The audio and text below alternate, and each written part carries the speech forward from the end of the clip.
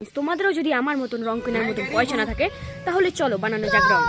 First একটা বাটির মধ্যে আমরা মাটি নিয়ে নেব, তারপর সে মাটিগুলো চেলে ঠিক এই বাটিটাই নিয়ে নেব।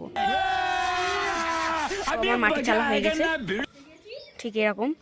এবার এর মধ্যে আমরা একটা জিনিস মেশাবো, তারপর তৈরি হবে রং। চলো নিয়ে আসা যাক। ফ্রেন্ডস, অবশেষে মার কাছ থেকে ঝাঁটা লাঠি খেয়ে নিয়ে আসলাম আলতা। এবার ওর মধ্যে আলতা মেশানো যাক।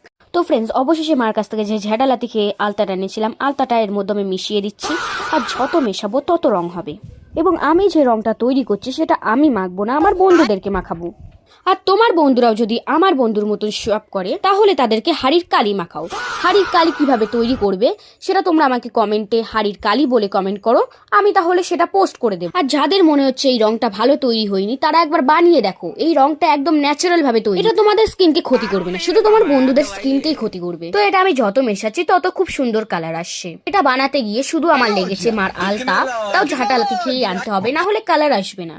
আর এতে ব্যবহার করেছি অল্প পরিমাণ মাটি। তোমরা চাইলে পচা মাটিও ব্যবহার করতে পারো, সেই ক্ষেত্রে আরো বেশি ভালো কালার আসবে। তোমরা চাইলে এটা কোনো বন্ধুর বাড়ি বা আত্মীয়র বাড়ি প্যাকিং করে নিয়ে যেতে পারো, আর তাদের সঙ্গে খুব সুন্দরভাবে হোলি খেলতে পারো, কেউ বুঝতেও পারবে না।